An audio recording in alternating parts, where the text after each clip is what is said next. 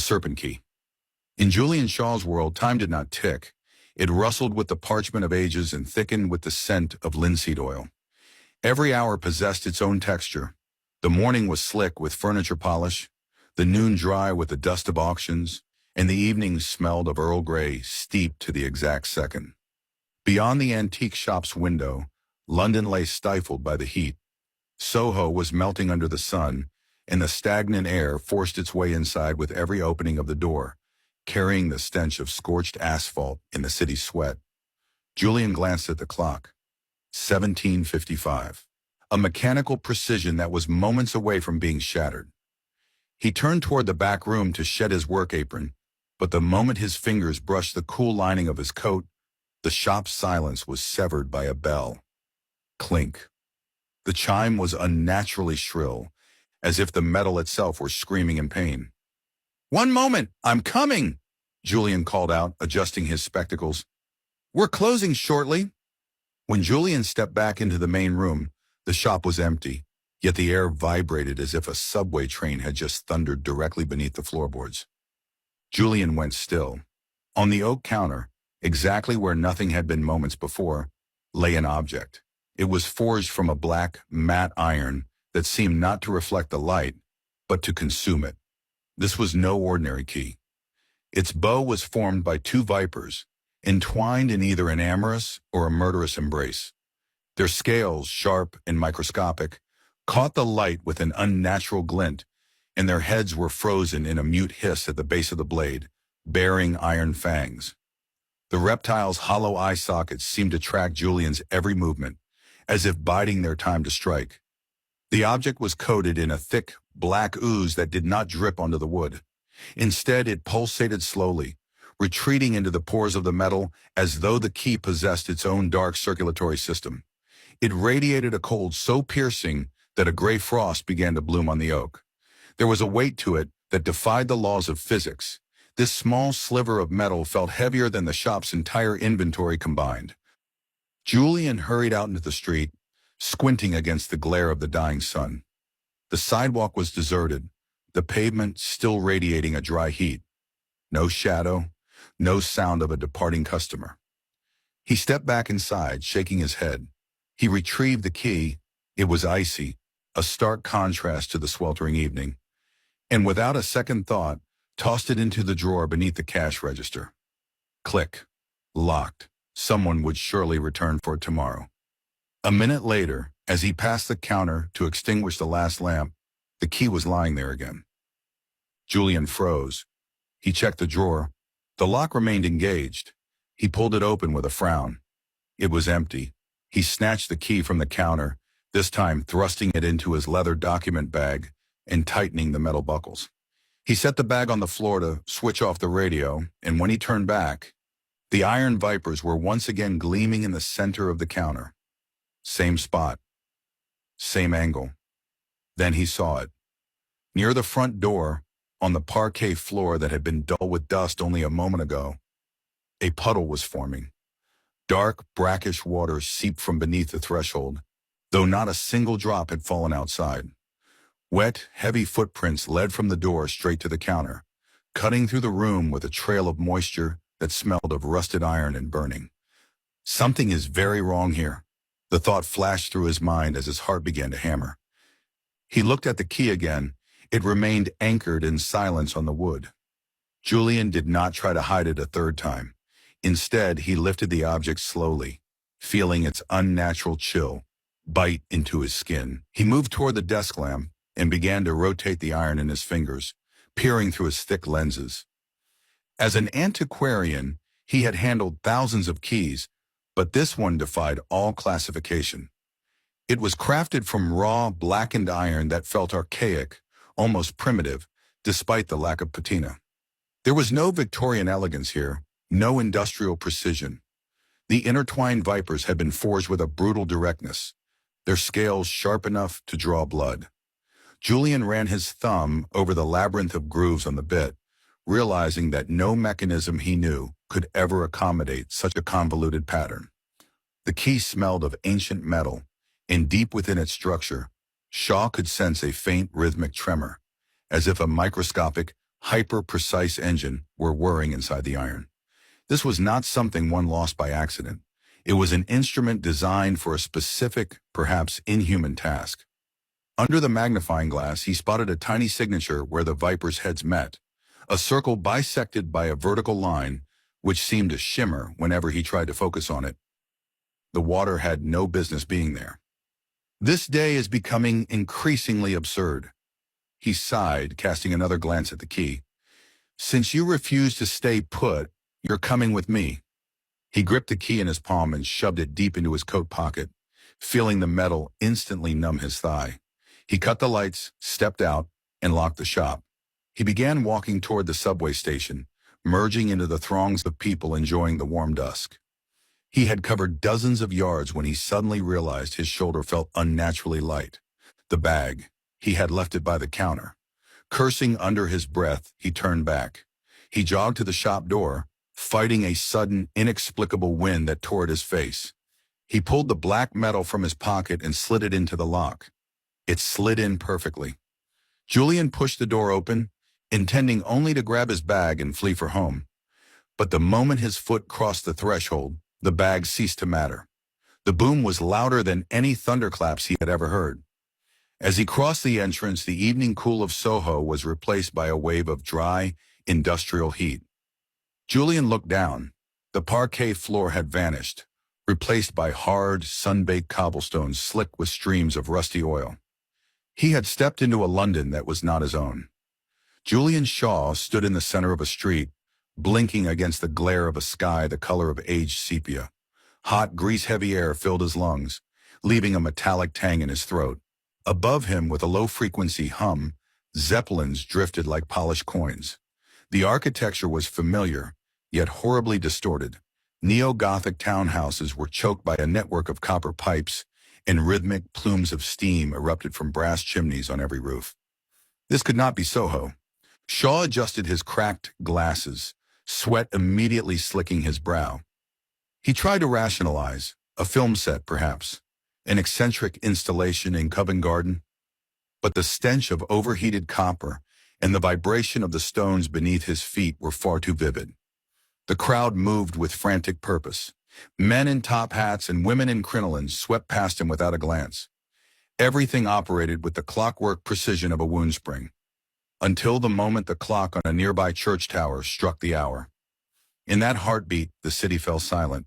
The steam from the carriages froze in midair, forming motionless white ghosts. The wheels of the hansom cabs stopped turning. Julian stood paralyzed as the crowd around him transformed into a gallery of mannequins. A hand raised in greeting, a step halted mid-stride, lips parted for a word that would never be uttered. Everything ceased. The silence was so absolute that Shaw could hear the ragged whistle of his own breath. He looked at the woman nearest to him. Beneath her lace cuff, where a pulse should have been, he caught the dull glint of a brass rivet.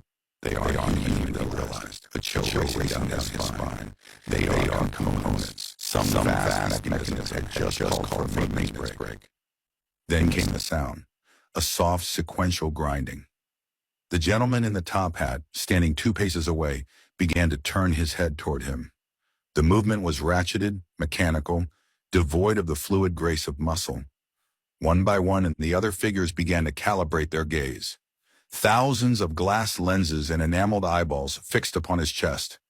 They sensed him as an error, a grain of grit in the gears that had to be purged for London to run again. Julian backed away, something metallic crunching beneath his heel.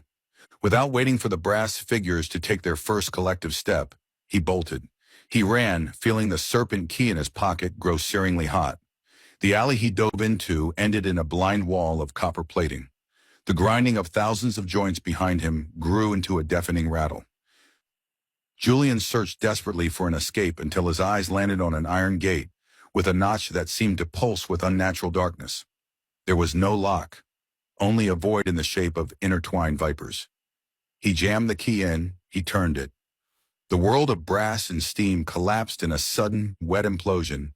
He fell into a vacuum. The shriek of rushing air cut off so violently that Julian felt a sharp pain in his ears. For a fraction of a second, there was a void-like silence, only to be shattered by the roar of a downpour and the stench of scorched iron. He fell hard but not onto stone. His hands sank into freezing, viscous mud that clung to his fingers like diseased tissue. This was wet London. The sky was gone, replaced by a low-slung violet radiance pierced by massive bolts of blue lightning. The rain did not fall, it attacked, each drop striking his back with the force of a thrown stone. Shaw lifted his head, wiping his glasses with a stained cuff, and gasped. The architecture here was predatory. Townhouses leaned at impossible angles, resembling the twisted ribs of a gargantuan carcass dripping with slime. There were no lights in the windows, only a rhythmic, dark red pulse. Shaw felt a throbbing in his temples, an instinctive certainty that what he was witnessing was not a mechanical failure. It was an infection. He felt the weight of hundreds of glass eyes upon him and knew that he was the virus this diseased world was now attempting to neutralize. The figures in gas masks did not wait for a signal. They were already there, lining the street like a gauntlet of executioners. Their rubberized coats shimmered in the lightning, and a wet, gurgling wheeze escaped the valves of their masks, as though the lungs beneath were filled with phlegm and black bile. Chirapuffa, chirpa.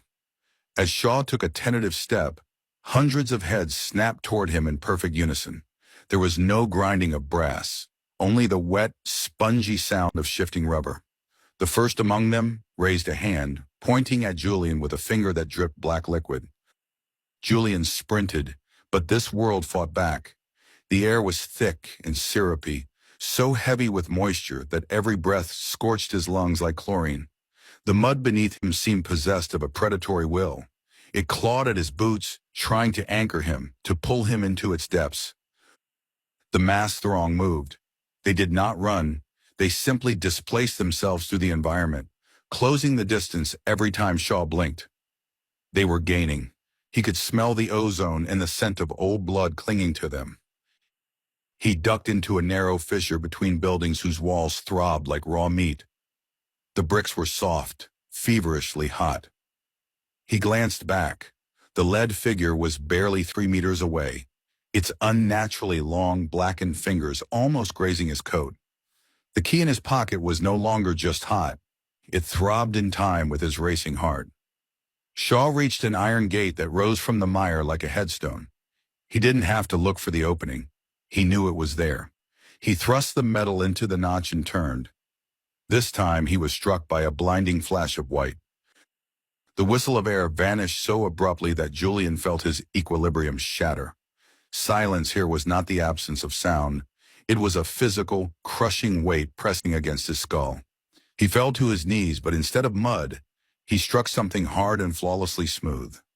Beneath his palms, he felt dry, textured plaster, white, warm, and radiant, as if every atom of this reality were illuminated from within.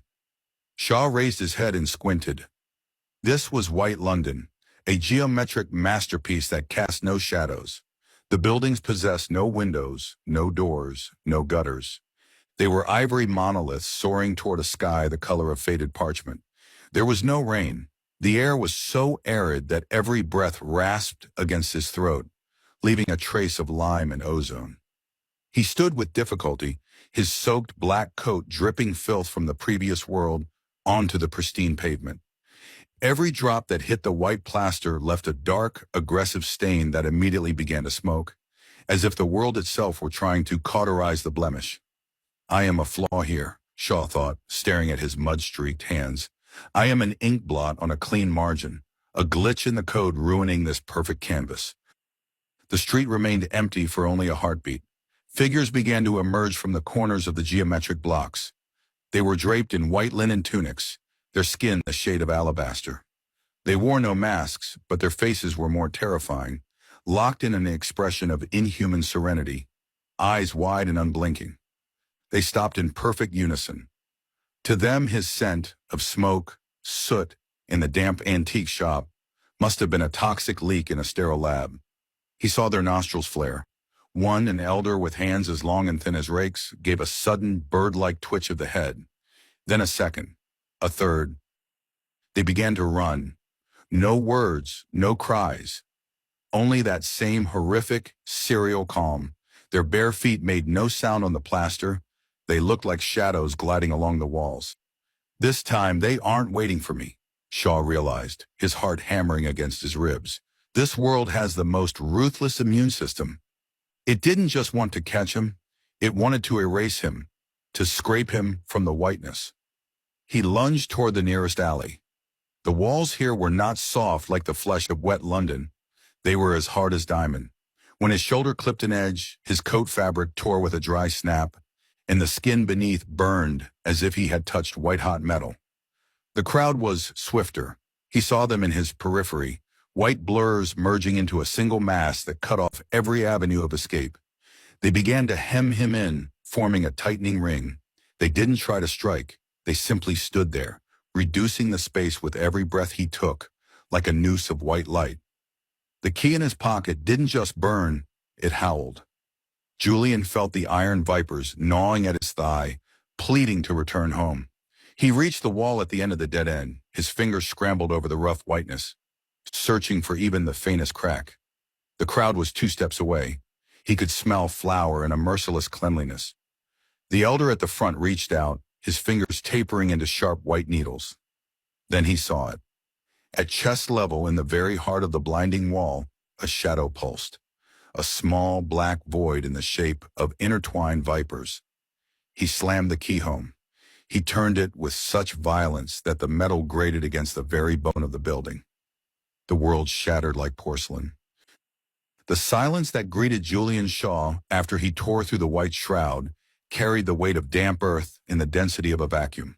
He fell to his knees, the oak parquet greeting him with a familiar, rough resistance, though the impact felt delayed by a fraction of a second, as if the gravity of this place were still acclimating to his weight. The air of the antique shop, thick with the dust of centuries and the cloying scent of old paper, was so substantial that Julian choked on it, filling his lungs with true matter for the first time in an eternity. When he opened his eyes, however, he felt a gritty friction behind his eyelids. Home was here within reach, but every object seemed to exist in a state of subtle rebellion.